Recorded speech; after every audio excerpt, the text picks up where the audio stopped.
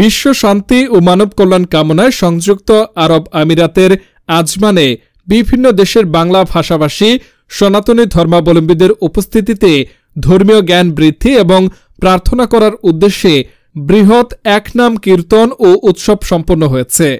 আমিরাতের বিভিন্ন প্রান্তের মঠ, মন্দির ও বিভিন্ন শ্রেণী পেশার মানুষ এই উৎসবে সমবেত হন। কলির জীব উদ্ধার এবং পাপ মোচনের বিশ্বাসে সনাতন ধর্মাবলম্বীরা এই নাম সংকীর্তনের আয়োজন করেছেন।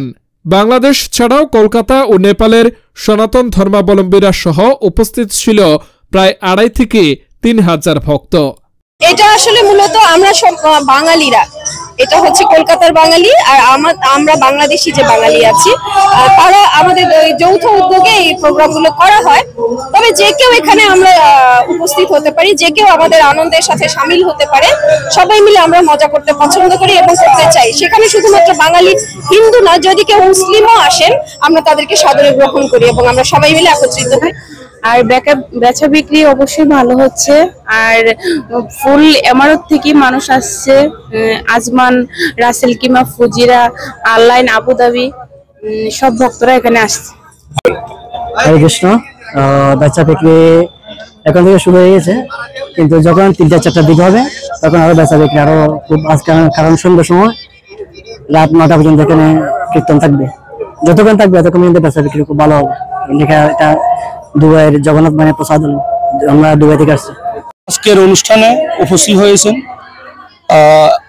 সকল দেশের সনাতনী ভক্তবৃন্দ, যেমন ইন্ডিয়ান, কলকাতা, বাংলাদেশ তথা নেপাল, সকল দেশের ভক্তবৃন্দের উপস্থিত সমাগম হয়েছে। এখানে সকলের উপস্থিতি এবং সকলের সার্বিক সহযোগিতায় আমরা এই অনুষ্ঠান করেছি।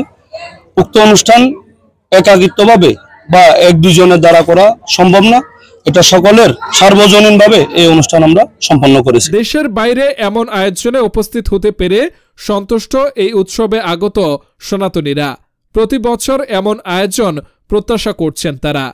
এবং রোমাঞ্চকর, আমরা সবাই আবেগ আপ্লুত এই প্রবাসে এসে এরকম একটা ধর্মীয় সংস্থার মাধ্যমে অ্যাড হওয়ার জন্য, এবং আমাদের ধর্মীয় অনুভূতি অনেক অনেক অনেক উন্নততর হচ্ছে এবং সবার মনে এই প্রফুল্লতা এনে দিচ্ছে এই কীর্তন জাতি সংঘ। আপনারা কি চান কিনা সবসময়? হ্যাঁ, আমরা চাই এটা প্রতি বছর এভাবে আমাদের মধ্যে প্রবাসী যারা আছে, আমাদের ছোট বড় যারা এখানে আছে, আমাদের নেক্সট জেনারেশন যারা আছে, সবাই এই অনুভূতিতে বেড়ে উঠুক।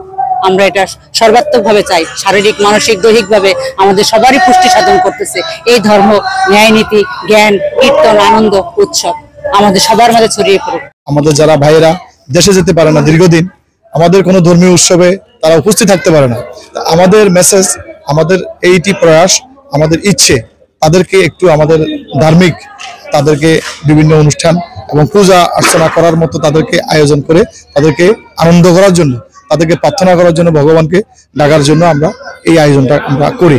তো এই ধারা আমাদের অব্যাহত থাকবে। আমরা এই আয়োজনে আমাদের আমিরাতের 7টি প্রদেশের সনাতনীরা এসেছেন।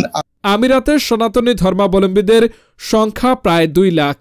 আমিরাত সরকারের অনুমতি নিয়ে মুসলিম এই বিশ্বে বিভিন্ন ধর্মাবলম্বীরা তাদের ধর্মীয় উৎসবের আয়োজন করে থাকে।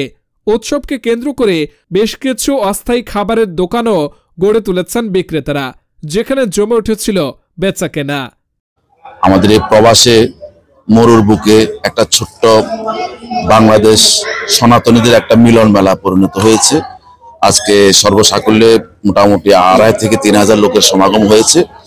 আপনারা জেনে খুশি হবেন, আমাদের এই সংযুক্ত আরব আমিরাতে বাংলাদেশের প্রায় 2 লক্ষাধিক সনাতনী এখানে বসবাস করে এবং গত 5 বছর থেকে আমরা সংযুক্ত ধর্মীয় ভাব গাম্ভীর্য রক্ষার্থে শ্রী শ্রী গৌরনিতাই লোকনাথ সেবা সংঘ শারজা প্রথমবারের মতো এই মহোৎসব আয়োজন করেছেন।